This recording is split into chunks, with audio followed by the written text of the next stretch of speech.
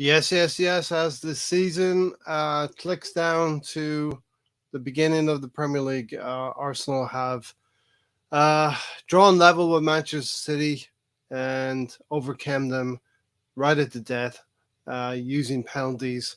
And Fabio Vieira, Teabag as we call him, and Trossard and Ramsdale being the key people in bringing this FA Community Shield win to the club as well. So, listen, at the end of the day, it is it's nice to win. It's nice to have that habit of winning, and it's nice to have the psychological edge that we can hang with Manchester City, albeit in a preseason setting, and the curtain raiser to the season as well for the FA Community Shield.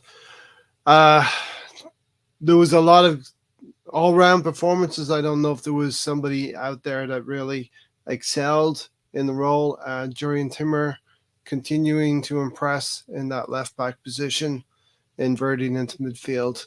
Um, but yeah, really good day out for all the Arsenal fans at Wembley.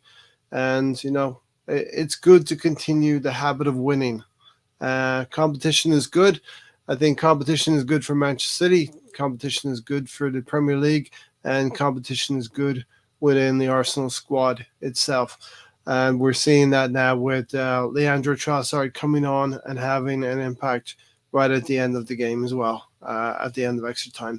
We've seen also the FA Cup, the FA actually starting to implement their measures against sideline coaches and managers acting up.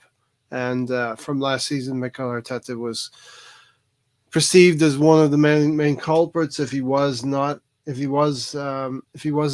in that, he was perceived as being one of the major protagonists on the sideline. So the FA are sending a message, and when Mikel Arteta wanted a justified yellow card for a Manchester City player, he was duly handed out a yellow card himself. So we wonder if Mikel Arteta can maintain his discipline on the sideline as well and not be sent to the stand um, this season. So that remains to be seen. There's lots to get into today.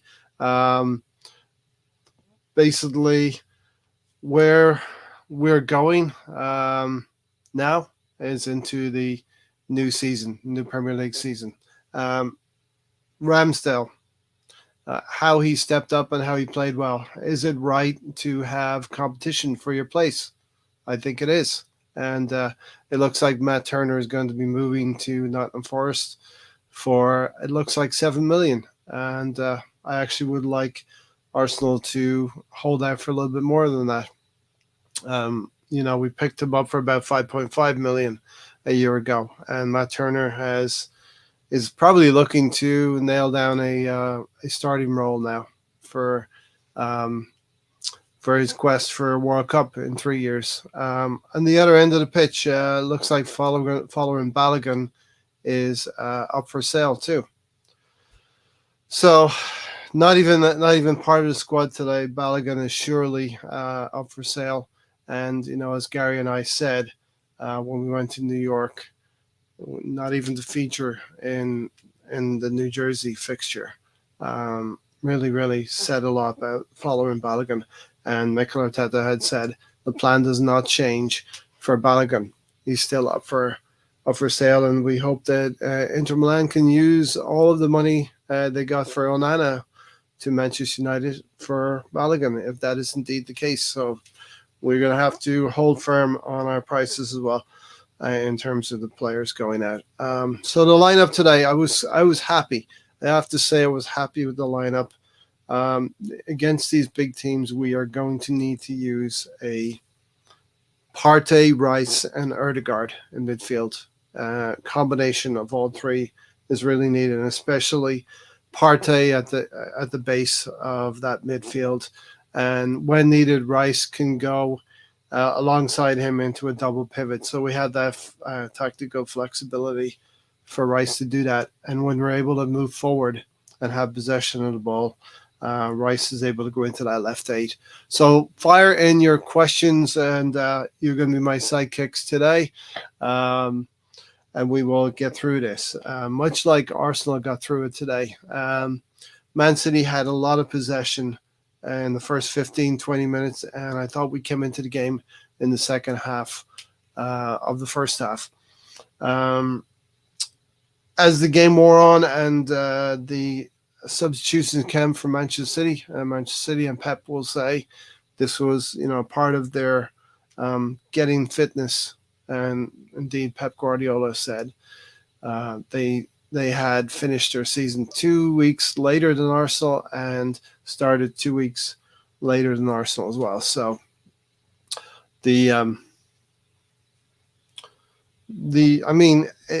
it's valid, right? It's valid that Pep is saying that, and it's true. We have faced teams in our preseason that have had different preseason schedules. We faced a Manchester United team that were probably a little bit ahead of us at the time. We were trying to figure out what we could do with Rice, Havertz, and Timber in New York. We faced Barcelona when we were probably ahead of them in terms of their preseason training or schedule as well. And now we faced the Manchester City team who we are probably a little bit ahead of on fitness. And I probably told right at the end, I was proud of Arsenal, the way they were able to keep going in the last 10 or 15 minutes, even though it looked like the goal was not coming. Arsenal kept going. And the turning point for me was when Ramsdale saved from Foden, or did Foden miss a very, very good opportunity to score? You let me know in the chat box here. So let's get into a few of the comments here. Russ Morgan, thank you for joining. There's 8 of you here as well. Thank you for joining as well. We'll keep this thing going. Listen, got to be excited. We have won a game against Manchester City. It's much better than losing, and that's all we're going to take into it. It would have been psychologically hard to lose this game to Manchester City. It would have been, as I think Gunnar Glenn said in his Twitter posting, same old, same old. So Arsenal were able to fight back and secure the draw and win on penalties. And I truthfully had no confidence that we would win on penalties as well. So very surprising. We had 4 clean penalties. And I think it's actually brilliant that Fabio Vieira was the one who was able to win it for us. You know what I mean? Sometimes these penalty kicks tell a lovely story. We've seen earlier with the U.S. women's national team going out to Sweden, how difficult it can be and how tough a psychological test it is taking penalties. So, yeah, Arsenal passed their exam, and Ramsdale saved one, and Kevin De Bruyne hit the crossbar on the other one. So Rodri's was a poor shot. Bernardo Silva being the only one for City. But, we knew Saka was going to step forward as well. So let's talk about Saka.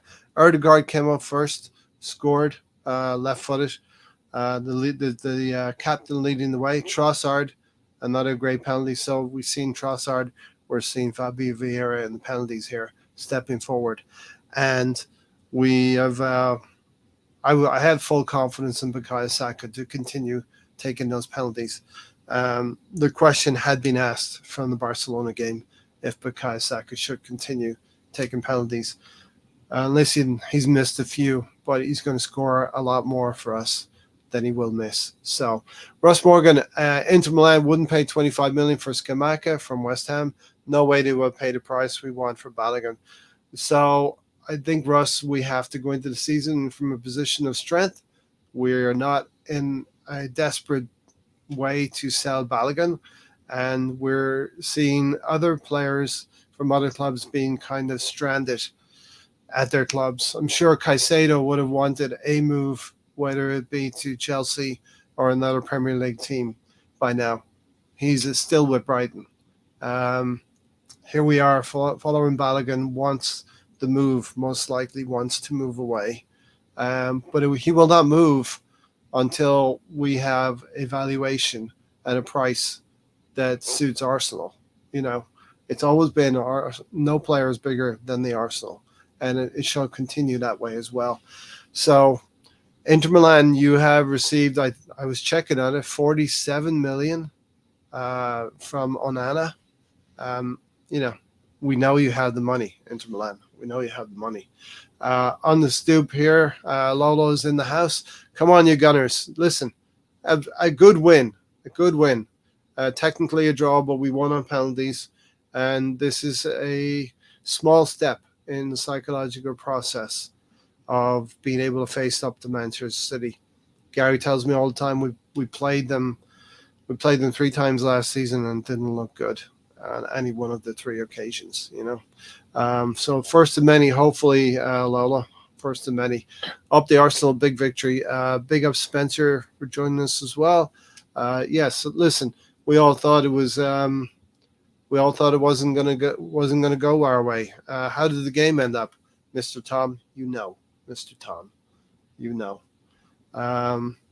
Good evening, everyone. So listen, I'm not going to sit here and say this is the best win ever in the history of Arsenal, because if we'd have lost the game, we would have been rationalizing it and saying this is a preseason game. But it is always nice to win, keep the confidence moving forward, and especially against Manchester City.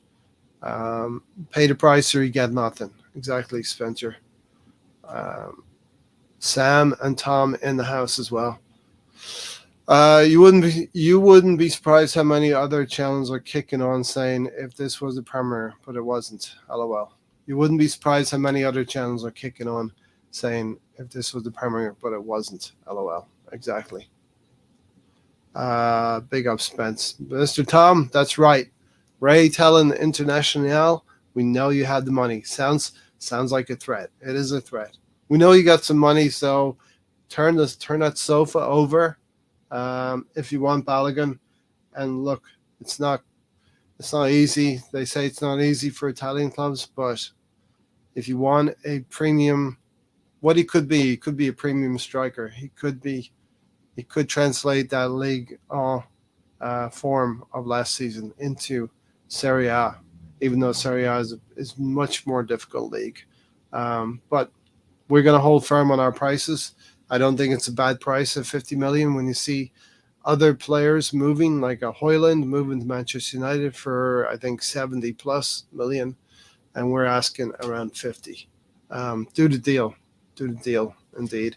I think we can have a legitimate case to say that the referee didn't really treat each player, each set of players with the same amount of officiating. Is that bias? Is that bias for me to say? Mr. Tom, where do I think Arsenal will finish? I have to say, Tom, we have to be winning the league. I think we're going to finish by winning the league. And will I want Arteta to be fired? No. Unless we have a horrendous season, we finish outside the top 6 and don't do well in cup competitions. But I don't think that's going to happen. I think these 2 teams, and I've said it all along, Manchester City and Arsenal, these 2 teams are going to win the lion's share of their games. And that's going to mean a Manchester United, a Liverpool, a Newcastle will be 7, 8, 9 points behind the second place team. So, Mr. Tom, I thought you were going to bed. Well, Mr. Tom has a podcast at 9 o'clock British time, 4 p.m. Eastern here, in the We All Love Leeds podcast. So, Mr. Tom is going to be up talking about Leeds United's game against Cardiff and the roller coaster ride that he was on today. I will say no more because I think Mr. Tom wants to tell everyone what happened in only the way that Tom can tell it. I would not do it justice at all. So going through the team, we talked about this on Thursday night. Mr. Tom, yes, you may drop the link in, of course. Going through the team again, Ramsdale between the sticks. I thought he played very well. today. Came up with some key saves. Um, Maybe his positioning was not great for that goal, but you got to give the kid some credit as well. He curled a really good left-footed shot over him, but there was a lot of that top corner left there, so maybe Ramsdale needs to be a little bit closer to his goal line. The back four of Ben White, I thought Ben White had a good game. Saliba, Gabriel, pretty sound at the back. Um, Holland really didn't have much impact in the game, and that's how we're going to have to play Erling Haaland when we face him. Cut down the supply line and frustrate him. Keep the ball away from him. It'd be interesting to know how many touches Erling Haaland had in the game. He didn't seem to have much impact or even be too physical. Jurrien Timber played really well in this game as well, and the left back position will continue to be a position where it could be a cast of many. You know, we talked about Kivior, we talked about Timber, we talked about Zinchenko. Kieran Tierney came in to play as well. So that left back position, um, it could be a cast of many. And welcome, Gary. Thank you for joining me. Yeah, yeah. I said I would come on. I can't do a full show, but because Absolutely. probably people probably heard enough from me already today. So Well, they don't want to hear my voice either. So a little bit of balance of dulcet tones would be a good thing. So, Gary, leave when you have to leave. It's fine. And I thank you for being here. So, yeah, Gary, we were talking about this on Thursday, the back four, pretty much as we predicted. And Jurrien Timber, for me, was one of the best players in that back four. yeah, no, I mean I think they all contributed well to for me is what I saw there. Timber because we haven't seen him in a while, but I think the center back pairing did a good job as well when they were challenged. So I think that whole back line did really well. I think we're pretty solid in that back line now. Mm-hmm. Think about if we're able to stay healthy, we'll be fine there. So yeah, no, they played really well. Timber of course stands out because for me I think it's just the shiny new toy that we have. But the other yeah. I'm definitely guilty of liking shiny new toys, and when they come into the team, yes, as everyone knows, Tavares, yes, it was me. Mm-hmm. Gary, when you're talking about challenged, I'm going to associate that with Mikel Arteta. I challenged Mikel Arteta this summer and this preseason to come up with a plan for top six teams, and especially when we play City, and to hold firm with not playing that shiny new toy in Havertz in midfield. Now that may be because of Gabriel Jesus. He opted to play Havertz in the team, but still, Partey and Rice for me, I thought played really well. Had that pivot at the back when we didn't have the ball, and was able to release Rice when we did have the ball. What were your thoughts on that? Yeah, say hello to everyone. Yeah, as you saw in the chat, the DM that we had going on before, I kind of was hoping to see, like you said, if this is a game where we want to get points in and want to guarantee the most amount of points or the best performance that we can, I would have liked to have seen. I think Trossard is part of that right now. Havertz might get us there, but right now I think Trossard is that player. I mean, he's contributed every time he's played for us this preseason. I like to see that those types of performances not get punished for reasons which, to me, just because you spend a lot of money on a player or you want to get them acclimated right away, I don't think Kai Havertz has to immediately reap the benefits of his talents right away. If he's not there, I don't think we have to go through growing pains.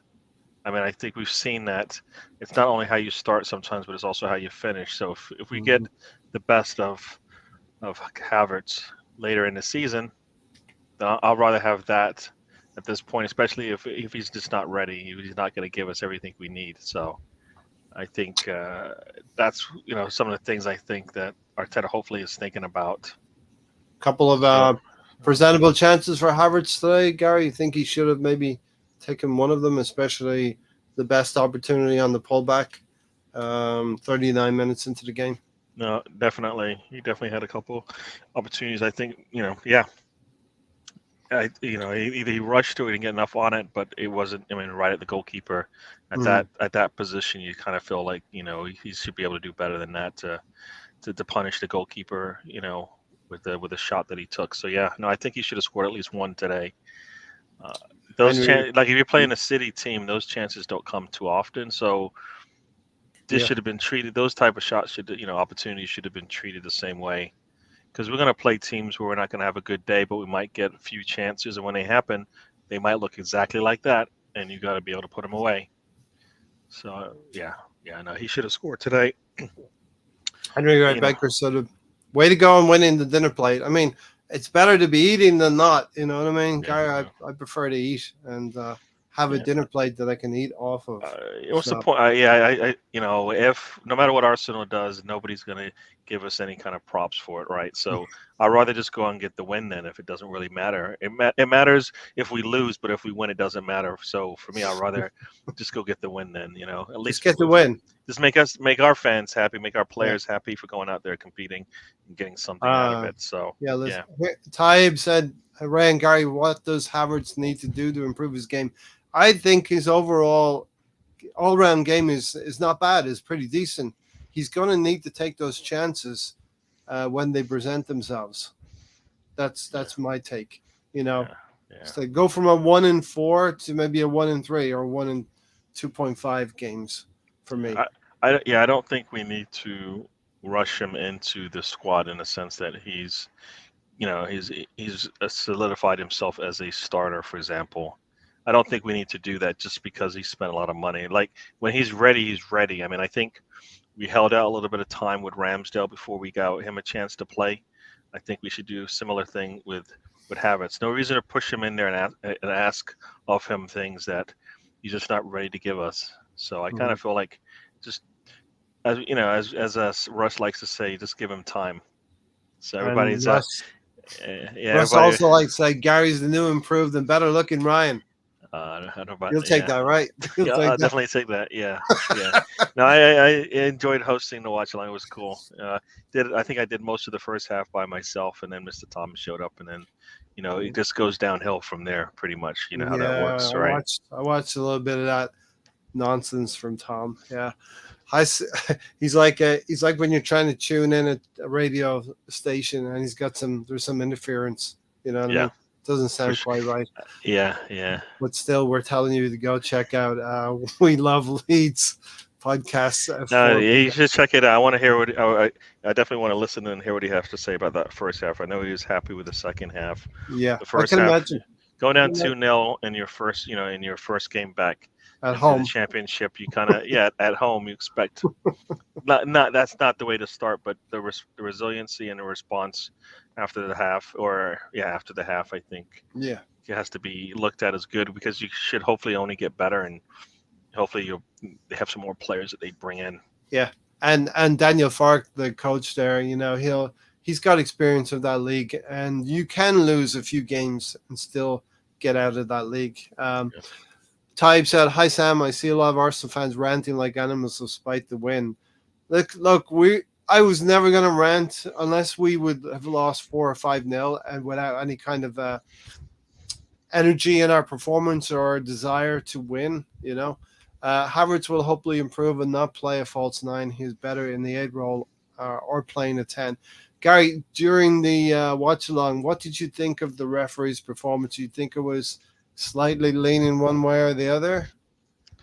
We kind of had this discussion on the show, on the watch along afterwards. I didn't think he had a good game. I don't think he was consistent enough. If he called it both ways, I would have been happy with it. I mean, it seemed like we were getting punished a little bit more than the other team, and that seems to be true. I mean, the usual suspects. I mean, Silva and Rodri basically can do whatever they want and not really get a toll. Grealish too.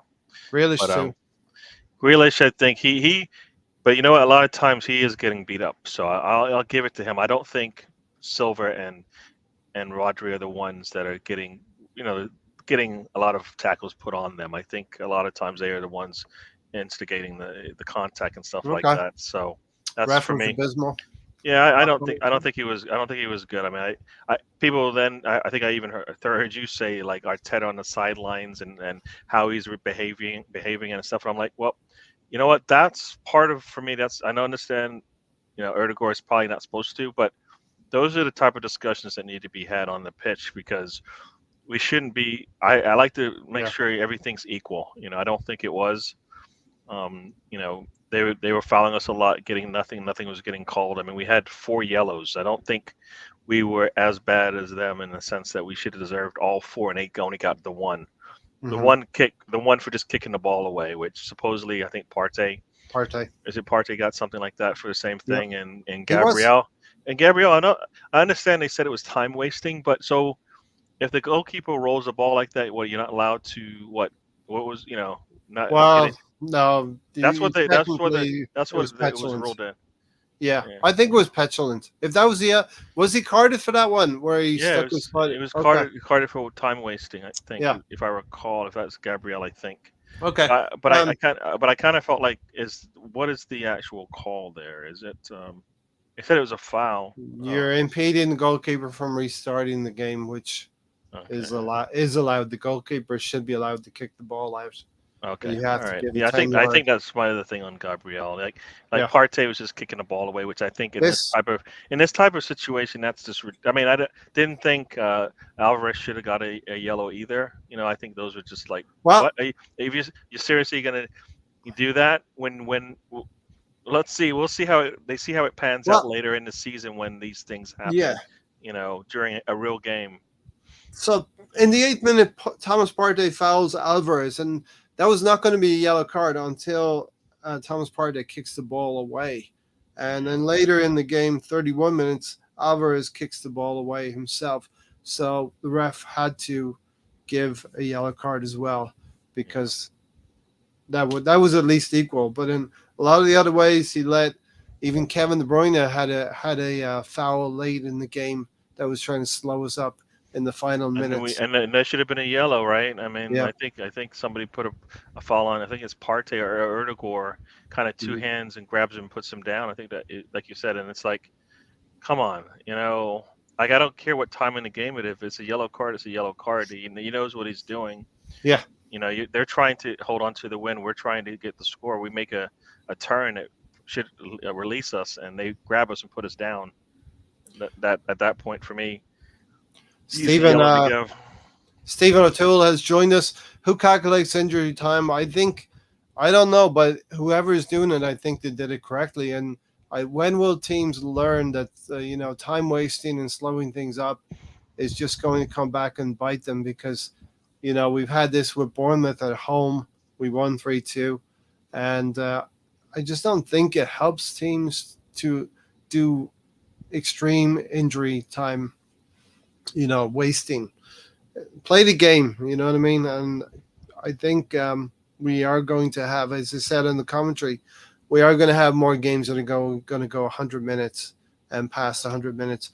And I think it was a little bit of poetic justice, Gary, that the clock was 100 minutes and I'm going to say 15 seconds because that gives me 115, 100 minutes and 15 seconds, 115 charges when Trossard hit that shot.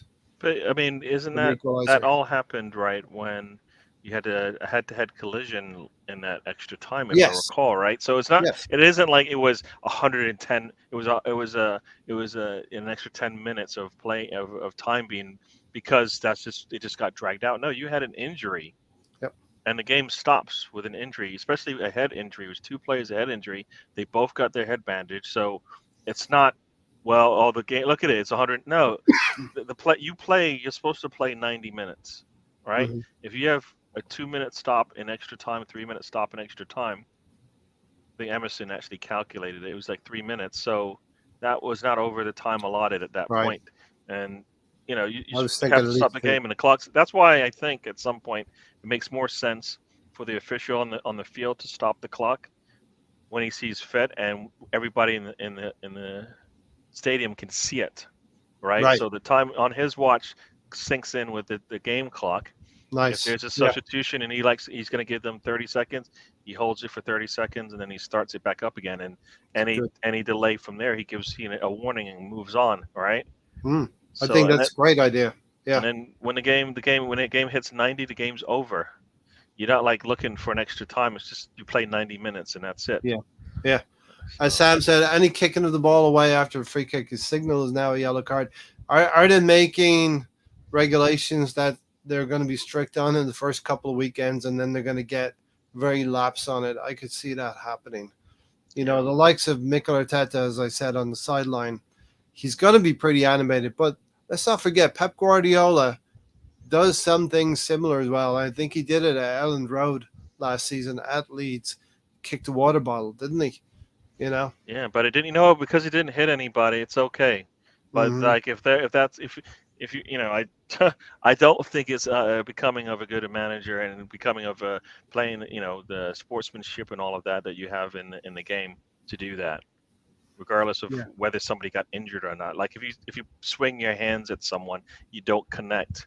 Does that The mean nothing? intent. You shouldn't get punished for it? Yeah. No. He was upset with what was going on the pitch and he kicked it. So he Mm, should.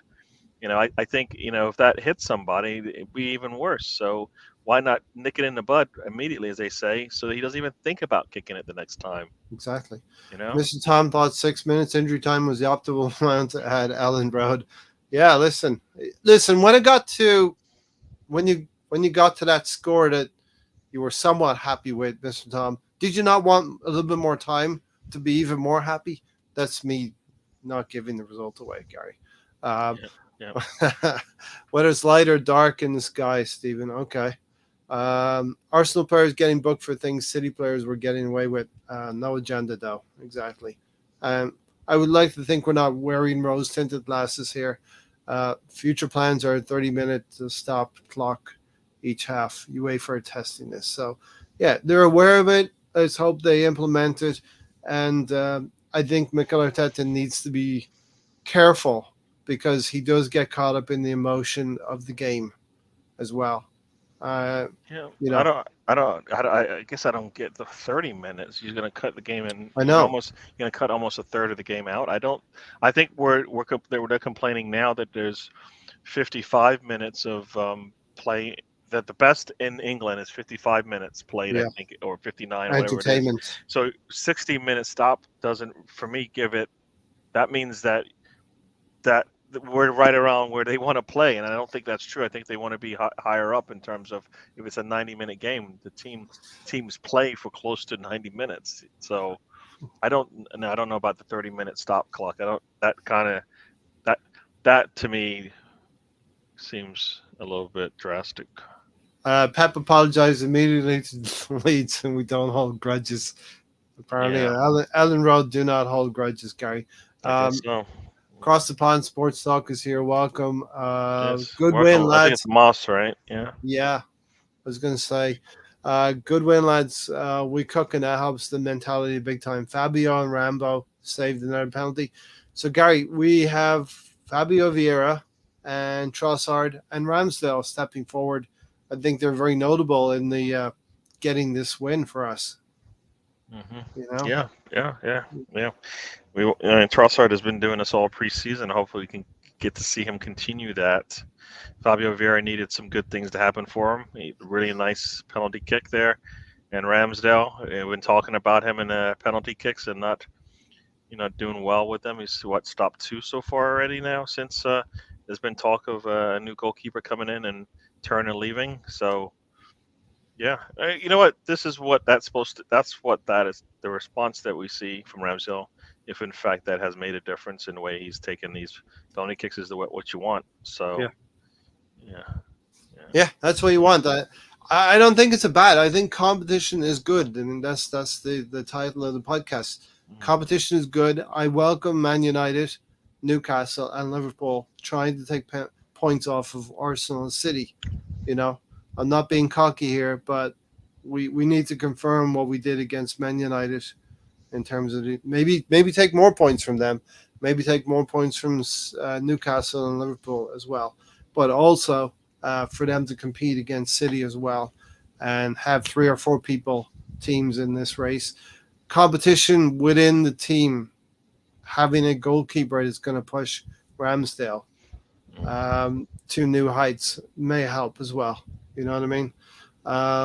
Timber was impressive, and we have competition now all over the field as well. Akanji was spooked by the presence of Eddie when the ball came in. Thank you, Henry Roy Baker. We'll see you next time. Thanks for stopping by. Ramsdale is very bogus on the back pass. I don't necessarily. Do you see that? Well, he does have some. He does have those moments where you're like, "Ooh!" And he had one today. Because it's close to the goal line. Yeah, he let the ball kind of play past him, and it's trickling towards the goal, and you're like, and Haaland is on the premises. Yeah, so I think that you have to be more definitive in what you're about to do at that point with the game, especially with a player coming at you and stuff like that. That ball needs to be out probably a lot quicker and without as much risk behind it, because he slips or something like that, and then they just walk. They probably get the own goal. You know what I mean? If he slips, for example. So yeah, you shouldn't. I think at the least the ball should be going a little bit further wide so you can get to it, but it was really close to that post there on that side where he kind of let it go. So yeah, going back to Peter Cech days a little bit as well. So yeah, this was good as well. We had Jesus injured, we had Zinchenko unfit, Jorginho out, Elneny out. So the substitutes bench looked a little bit patchy, I would say. What did you think of the subs bench? Turner, Tomiyasu, Kivior, Holding, Tierney, Emil Smith-Rowe, Vieira, Trossard, and Eddie.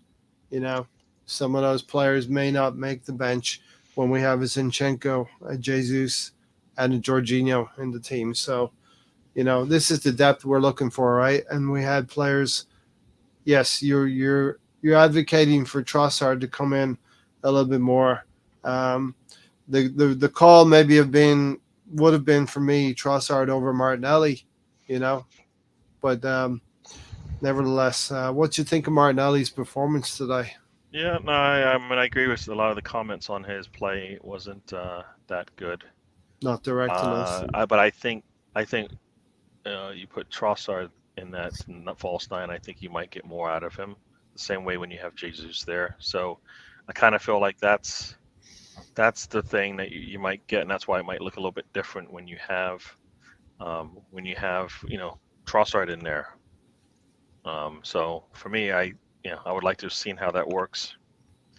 And we know that Mikel Arteta is using Declan Rice in different ways, and they've talked about that. Other than just maybe being that defensively minded player in midfield. My first thoughts on Rice was that he was sticking very close to Rodri in the early stages of the game. And Arsenal needed to have that pivot, a double pivot in midfield to counteract the possession, because first 15, 20 minutes looked a lot like City dominated the possession of the ball. And we just couldn't get out of our own half at that time. I guess I didn't notice it as much as that, but yeah, no, I am.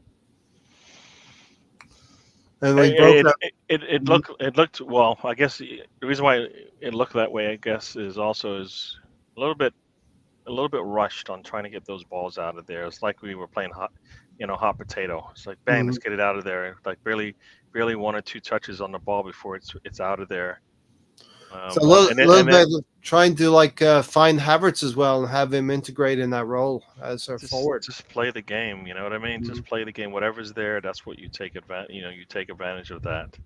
If it's not there, then you don't force it. So if it gets to him, it gets to him. Fine. But if it doesn't, then you move on and move on. Just play whatever the team gives you, and that's kind of what we should have done. Like you said, forcing it to a player. That never works. Yeah. Russ makes a good point here for once.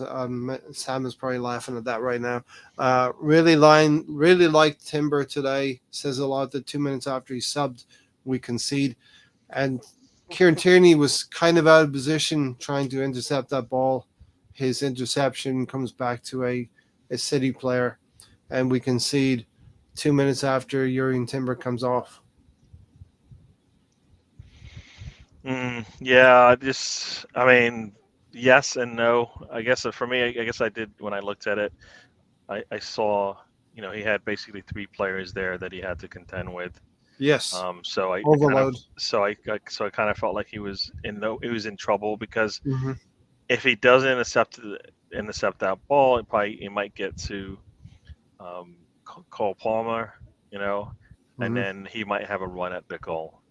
The fact that he does get a foot on it, and you can see the nice header from KDB right back to Cole Palmer, and then you've got Tierney kind of trying to get back in time and then slipping, of course, which he's not as Never good. controlled on that run back Yep. there, and then just not enough, not enough numbers coming at that side of the pitch. So I think he was in trouble no matter what. Yeah, it He was might a need moment. he might need a little bit more support there in terms of like the numbers were not in his favor. So Yeah, it kind of was definitely a moment that you feared where we were out of position, not set defensively, and and the kid took advantage of it. I mean, I my thoughts were that Ramsdale was a little bit not in the best position. Is that harsh, given Ramsdale came up big for us later? yeah, I mean he came off his line a little bit too soon. It looks like because the only way he was going to be able to get to that ball is if he stays on his line. Because the ball just goes right over him as he's swinging out to get it. So I'm not sure. Like I said, I think that's more the defense just broke down. Hmm. I mean, the pass that goes out to where Tierney has to close down on it. I mean, so he's not supposed to make a play on it or not? Because if he does, then what we saw can happen. All right, he does slip at the end, and he's on the ground, but still didn't have enough support coming out there to close it out. Anyways, I think the numbers were not in his favor. So I'm not sure if that's a Timber coming out and then they just attacked that side because they didn't score again after that. So No, I mean, um, I think we lost control of that in midfield, and Foden drives through midfield, and so this overload happened deep in Man City's own half, and they were able to break on us a little bit. Had a couple of players over on us, and we just got caught. We got caught out, defensively. So something we're going to have to be aware of. I think this coming season is not to be caught. At 77 minutes, you maybe think, Gary, that we're pushing on a little bit and we're leaving ourselves exposed at the back. Is that being overly critical as well? You know? uh, hmm. Well, I think the difference in that Perhaps. is when you bring a Kevin De Bruyne in there, their attack will be a little bit more efficient. Yeah. I mean, I think he was out of the game for most of that first half and stuff like that. So you bring him on, you expect that to pick up and get better. Just like when we brought Trossard in, our attack looked just as good as well. So the players came in, did the team responded in kind in terms of what they did. So you bring De Bruyne in, you expect that, especially late in the game, tired legs and whatnot. So you expect their attack to actually look better, and it did. They had a lot of, they at one point I think we had more shots than them, but then as the game wore on, they got more and more options in the box there. We looked more vulnerable, but that And then is probably tied to a lot of who they brought on. I mean, around about that time, sorry, Foden, guys. because Foden came on and you saw what he did, right? Mm-hmm. He missed it. He got that shot. It went off Ramsdale and out of wide when he came on. So a lot of things Yeah. opened up when they brought on some fresh legs. And I would like to have seen us do something like that where you saw the instant response and it didn't necessarily happen instantly. It took a little bit of time for us to get, things working. So that has to change. You need to bring players on and give them either enough time to make a difference or immediately they make a difference and it doesn't matter. So That was a key save in the 82nd minute. Foden should really have scored that, yeah, yeah. Ramsdale coming off his leg and trickling wide. On 74 minutes, just before the goal, Martinelli comes off, Trossard comes on, Timber comes off, and Tierney comes on. So we're looking at, okay, we concede the goal, but then we're looking at Havertz in the left eight position, Trossard on the wing, where Martinelli usually would be, and Eddie had come on at that point through the middle. So we looked a little bit different, and I don't know if the change or maybe just being a goal down and the impetus was with us, maybe to try and go and chase that game. I thought we kept pushing. I didn't have any real confidence that we were going to get the goal, and I didn't want to wait around for the presentation of the trophy. Well, I thought that the City were going to be picking up the silverware today, Gary. It definitely looked like that. Definitely like that with the late goal that they had. So yeah, no, I feel you. Where We it did. is? Yeah, go Yeah, ahead. but no, we did put on players that should be able to help us get there. So, one being Trossard. So yeah, no, that. Welcome Yeah. to the show, And Stan. you thought bringing on Eddie, Tierney would good. mean that they wouldn't get any, they wouldn't be able How to did you? threaten us, but they did. So um, yeah, so some of our subs worked, some of them didn't work the way that we would have wanted them to. So If that kid Palmer is impressing them and they don't have to go into the transfer market, I'll be okay with that because he has ability, but he wouldn't have the super ability that maybe they're talking about with a Mitoma coming in, or an Elise from Crystal Palace. Where does this overall in the grand scheme of things? Okay, Gary, I know it's just a preseason game, and it's nice to win a trophy, and it's a curtain raiser to the season. But I know you've been big on this, that was and is important to strike a blow somehow, somewhere against Manchester City. Where do you think this takes us? It keeps things moving on nicely, and we'll meet them in the 8th week of the Premier League in October, I think. But overall, psychologically, what do you think?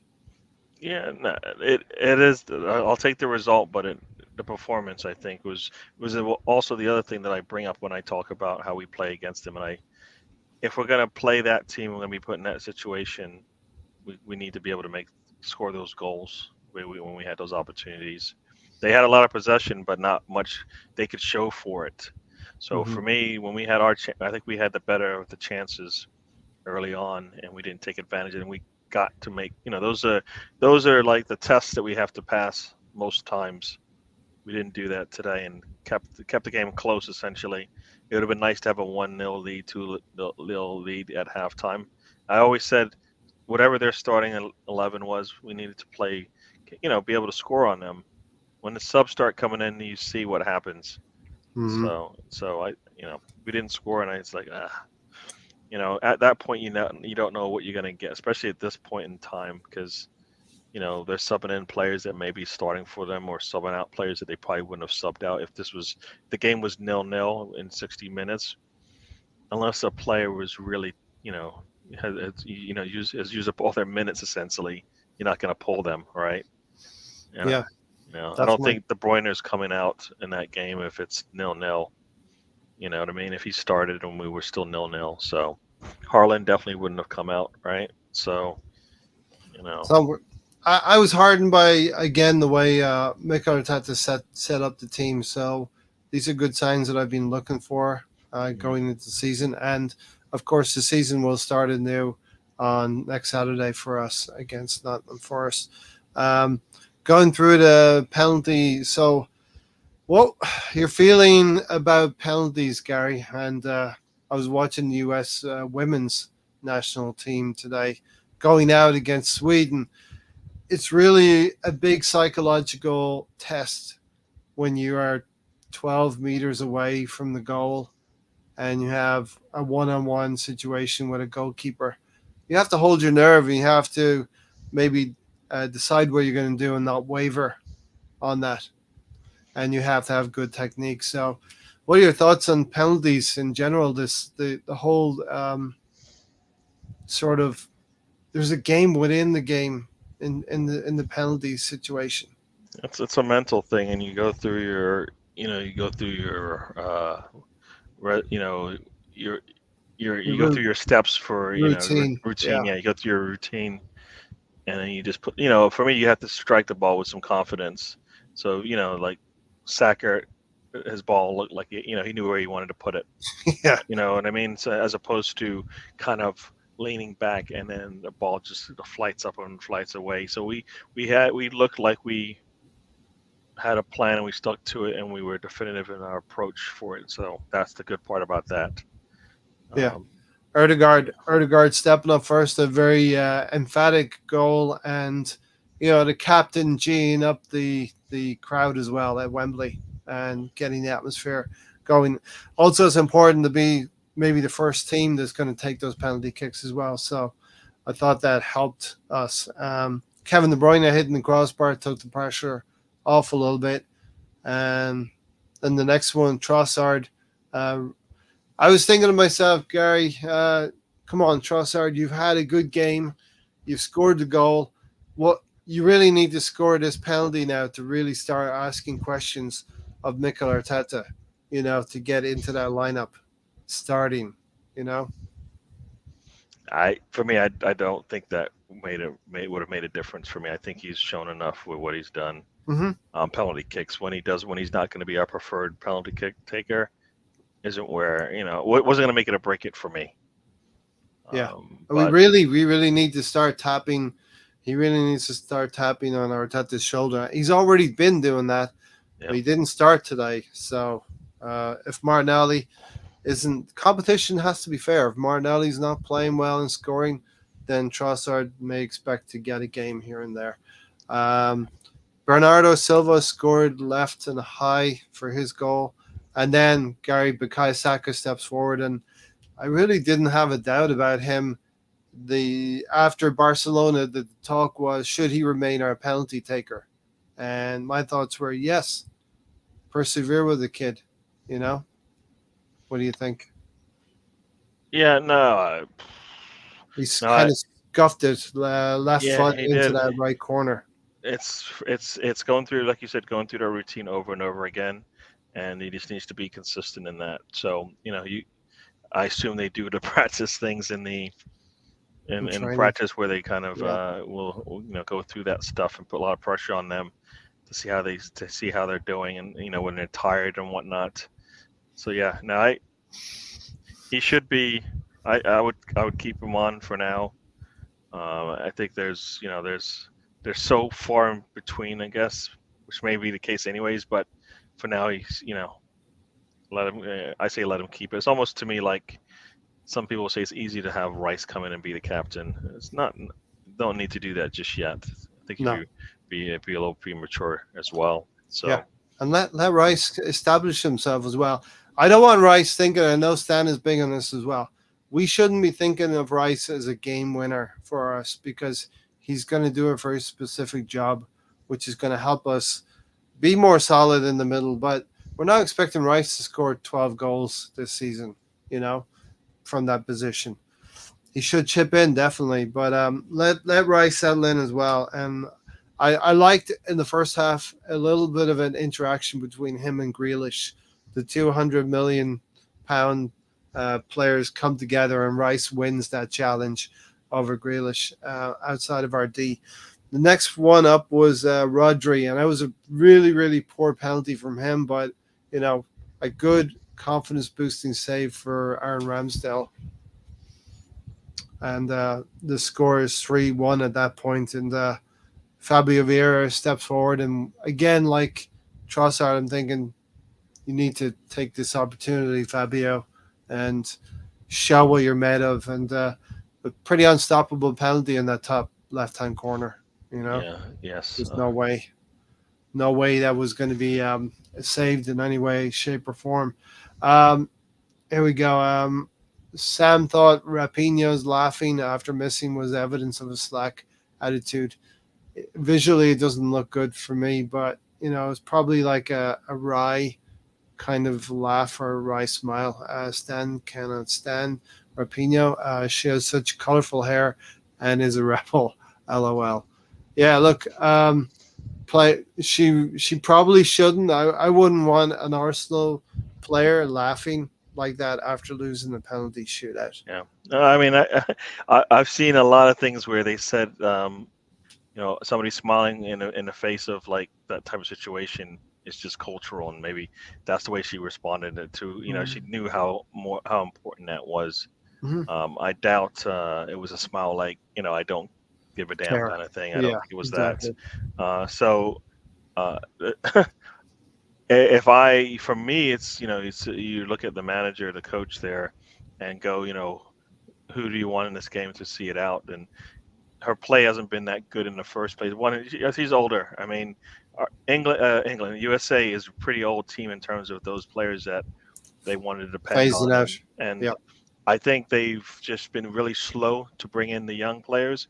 It's come back to haunt them now because a lot of the older players they're getting too many minutes and they just don't bring it the same way they used to. I mean, you look at the difference between USA and England. They're both missing top players for their team, and the drop off behind them isn't as significant. And you would think that USA could probably keep up in terms of having the depth that they need. So I think that's a little bit of the recruitment for the USA more than, not. I mean, they've depended on a lot of older players. Older the players that were coming off the bench are leaned on a lot more now. And it's like, Mhm. well, you weren't good enough to start for the last two World Cups, but now you are in a position to be dependent on. And it's like, you sure you don't have young and up and coming players? I mean, we saw that with Portugal. I mean, they brought on a 20 and 21-year-old player, and they put a little pressure on the USA. And I'm like, I believe we have similar players that you can bring on like that. So I think it's a transition. They've been really slow to make significant change to the squad. They have to now. I mean, a lot of those players that are playing now may not be in the next World Cup. That started today. A lot of them have over Yeah. 100 caps. So Hang their boots up now. it's time 'Cause to, the manager might even they might have a new coach the way that's going. So yeah, maybe the Dutch team are probably one of the favorites now, or the French team. Um, okay, we're going to round up pretty soon in the next few minutes. Quick discussion, Gary. It looks like Sambi Lakonga is going to be going to Burnley. They'll be ready to play Man City next Friday. I think the first game starts on a Friday evening. Balogun, what's your thinking on Balogun? What's going to happen with him? as I said on the show today, the Instagram post or whatever he put out there pretty much Yeah, what sealed was his that? sealed his fate in terms of whether he's staying or not. I mean, if you're, Inter is interested in you, the teams are working it out, and you put up a post like that, like you're watching Inter players playing back in the days, it's a little immature for sure. Doesn't bode well for you, and it's not a good look for the team that's taking you on because that doesn't look good either. So I don't get the reasoning behind it. You mean just play this thing professional? For me, he wasn't professional in some of the things that he said in terms. I didn't hear him say the things that most people have been talking about, but he should have been saying, I want to come out here. I want to earn the minutes that I got and show the coach that I'm as good as those 20 goals that I scored last season were. Need to back up what I've done and show that the loan did work. And he has From none of that stuff came out of his mouth. yeah, If he wants those minutes, he should be trying. Like he said, he should be saying that thing out to the public, not the things that he's saying that he doesn't really care about this and that. I wanted it to work for him, yeah, but every time he goes out there yeah. and he says something, it's like, well, I guess it's not going to happen now. And Arteta, I think to some degree, Arsenal's going to lose out. They're not going to get the monies that they want for him. I think part of that's on them, part of that's on the player. It's just not Should the we right hold? time. Should we hold for 50? Don't think Hold out for anybody's. I 50 don't. I million. don't think anybody's going to pay for it because they know we don't. Once again, we don't want the player. You talk to Pep and any of the players that are on the way out. We still want to keep Walker. We still want Bernardo Silva here. And those players supposedly are talking with other teams, right? So, as far as everybody else is concerned out there, Arsenal doesn't want Balogun, which I think that's the way the message comes out of the club, as opposed to he still has a place here. He's just fighting for it, and Yeah. that's how this thing works. So So in terms of like keeping the secrecy or keeping the ambiance about the player, we're bad at that, right? no, It it's not. looks No, like there's a conflict there. If you can't take a 20 goal scorer from Liga and have a place for them on your squad, what are you doing? If you cannot find a position for him to play in your squad, what are you doing? There are not that many 20 goal scorers Well, in the world of football, right? would you be able to, as a manager, could you he wants guaranteed No, first no, team football, which is that's just a lot of talk. But what I'm saying is the way that, as a manager, and the way that you communicate it to everybody else, is a 20 goal scorer. yeah, If we can't find a place for him, nobody will. yeah, That's the message, whether or not you're selling him or not. That's the way it should be portrayed in the media, so teams don't get this picture that, we don't want you, especially by the actions and stuff. He's yeah, been injured, and that's been some of the reason why we haven't seen him play. But when he did play, he looked good for what we've seen so far of him. yeah. Could he have done better? Yes, but he looked okay to me. From the outside looking in, does it look like he's a disruptive influence? I don't believe that's the case. Okay, all right. You think it does? You're asking the question. You think Yeah, he's destructive? yeah. I think he's a player who is not afraid to. He's being empowered You to think say that's what he wants. affecting what's in the locker room, or just what you hear in the media? I think he sounds like a player that could be a disruptive influence. Yeah. Sounds like. From what he's saying, he said he's saying he wants to start games. He wants to play regularly. He won't go out on loan again. But he's looking at Gabriel Jesus, he's looking at Eddie Nketiah, and he doesn't want to take on that competition. As I said before, I don't think the message coming out of the loan for Balogun was the same message that Saliba got. I don't believe that either. That's why I don't believe it's just a one-sided affair, that it's all on the player, and that's the reason why you're hearing these things. Yeah. I believe it's a lot of things on the inside as well that we don't know, that we don't hear, that are also contributing to the way that he's responding to what's going on. Okay. So that's kind of how I see it as well. So I kind of feel like, I don't want to settle for 35 to 40 when we should be getting 50 for the player. Look, I don't feel bad for him, because Caicedo is sitting at Brighton and he wants to get a move as well. And you have a situation now where clubs are holding other transfer fees accountable to their players. As in Caicedo, they want close to 100 million because Declan Rice moved. Arsenal should want at least 50 million for Balogun because a player like Højlund has moved, a striker, to Manchester United for a higher fee.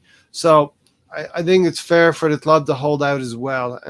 But at some point in the next week, or certainly before the window ends, some things have to move and will happen. Sam said Burnley are buying a couple of City talents too. Company could be building an interesting team at Burnley, and we want Burnley to give Manchester City a very difficult game at their place on Friday night. Hopefully it's like Brentford a couple of seasons back. Raya is a lot better overall than Turner. Turner is not getting more games, so the price is about right. I thought if we're selling Turner for 7, I think that's low, Gary. I think you might agree. I'm with you on that one. And it doesn't have to be like 20, but I mean he's worth He's worth at least 10 to me. 10, 12. He has played in the league for the Premier League team and helped them in what they were trying to do, and looked, for me, he's improved. So if Arsenal thought he was worth 7, there's no way they should feel, or 7 total. There's no way they shouldn't be thinking his value hasn't gone up since he's joined them. I mean, we've seen players with similar potential be sold for more money, even though they hadn't performed at all. So, and he's been winning trophies along the way. Yep. A lot of times he's been contributing. If you look at him when he plays for the U.S. team, I have no doubt that some of the performances that he had there are due to what he learned at Arsenal. You know what I mean? Mm-hmm. So I kind of feel like he's worth at least 10 easily. Not only that, but they want him to be their starter. So if they're saying he's not worth more than 7, they're not saying that starters in the Premier League can easily be bought for that amount, and I don't believe so. Yeah. I don't believe so at all. I would like us. I want this to be a situation where we were talking about Granit Xhaka at 13, ended up being 23. I hope we can have the same situation where Arsenal actually say, hold on a second, this is a little bit more valuable to us than just what we basically paid for him a year ago. Sam said, to be fair, Balogun should at least be given a chance ahead of Nketiah based on recent achievements. I agree with that, but him not even being included in the squad is indicative of something going on off the field. So, yeah, listen, we shall see. There'll probably be more information as the days click by.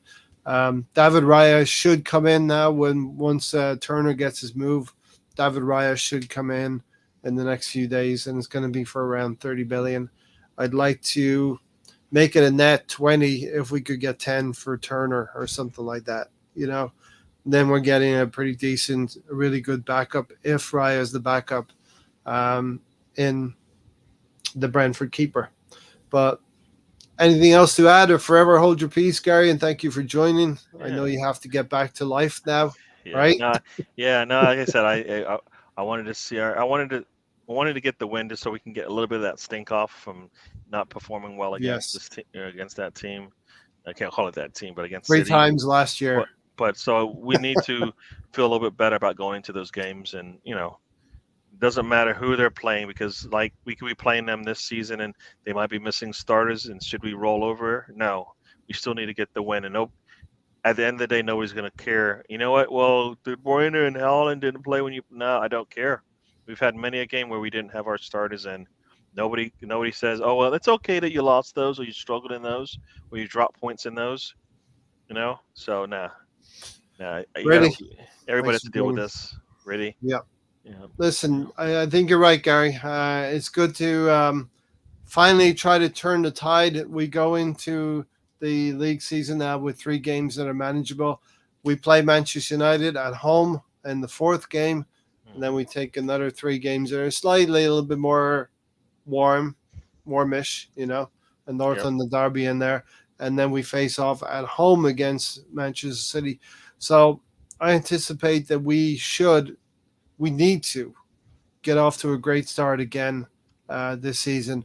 Knowing Man City are maybe not up to speed yet, we might get a little bit of a lead on them by November, December. And the question will go into next year as to if we can maintain.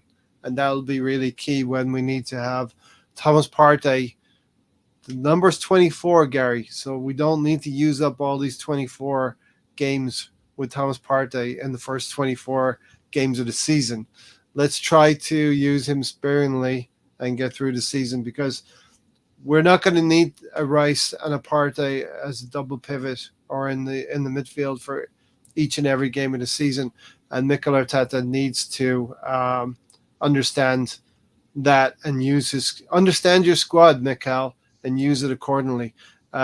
Brady's just got back from the game. Wembley is and always will be our second home. I was thinking that really today, but obviously it looked like City were going to win, and 0 shots and 13 touches today. That's Haaland. Okay. I was wondering earlier in the podcast, actually, how many touches Haaland got. And I think it's important to play Haaland this way, Gary, is to minimize the amount of touches he gets in the box.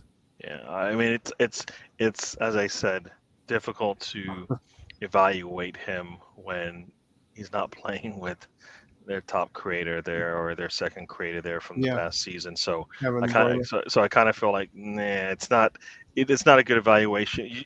We should have won without in regulation. Essentially, we should have won without having to.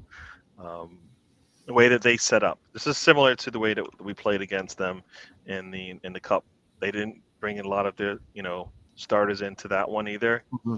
And I think Arteta needed to probably bring in a lot stronger team. Yeah, we played a mixed team. And Tony argues because we needed to stop the rush. Yeah, exactly. So for me, we needed to do that. And today they didn't play with some of their players, and that midfield looked a little suspect to me. And as you said, Haaland didn't get much touches, and when he did, he was crowded out of there easily. So I kind of felt like that's the way it should have gone. But on the other side, we should have taken advantage of the opportunities we got, and we need to get better at that. And look, that was the one thing we wanted from last season is Arsenal's best 11. and maybe Gabriel Jesus, if he's not injured, would be in that lineup versus Man City. And we never had that last season against Haaland and Kevin De Bruyne in 3 games. We always had an injury here or there. So hopefully we can go into the season now with hope and like I say, get going, really kicking on here. Have a great week, everyone. On to Forest now. Let's get the real thing started and let's batter Forest. So thanks everybody for being here. Gary, I know you saw me struggling by myself and you took pity on me. I appreciate that for you, for me mostly. And check out, Gary, you're going tomorrow on the trip? Yeah, we're gonna go get ready for the new season and talk about what we saw this weekend. So we're gonna be getting prepared for Nottingham Forest, and maybe we will take our time, with Turner. So there's no rush. It'll take him a little bit of time to get acclimated, and probably won't be ready to play for them immediately. Right. We should be able to play that game because if Raya and Turner don't necessarily, it doesn't really matter. Happen. Yeah. You know what I mean? Yeah. If we're gonna get Raya, let's just get Raya, and then it's gonna take an extra day to get Turner completed. Let's do all of that next Sunday, okay? Let's do all of we can talk about it next Sunday after we have 3 points. We can get Raya and we can wish Turner all the best with the rest of his season. Yeah. Why not? Why not? In the meantime, everybody go check out Gary tomorrow on the trip. And if you want some entertainment of nonsense, 45 minutes till you see Mr. Tom, who will be freshly shorn and freshly washed from his bath. So that'll be a sight to see, right? That is, I don't, what? That's a mental. Should I leave you with that mental thought? Or no, let's change it. Change it up. Give me something else, because that. How about Arsenal lifting the shield? That's all right. There you go. Yeah. Thank you. That's a lot better. All right. Thanks everybody for watching. Take care, and we'll see you on the next one. Yes. And the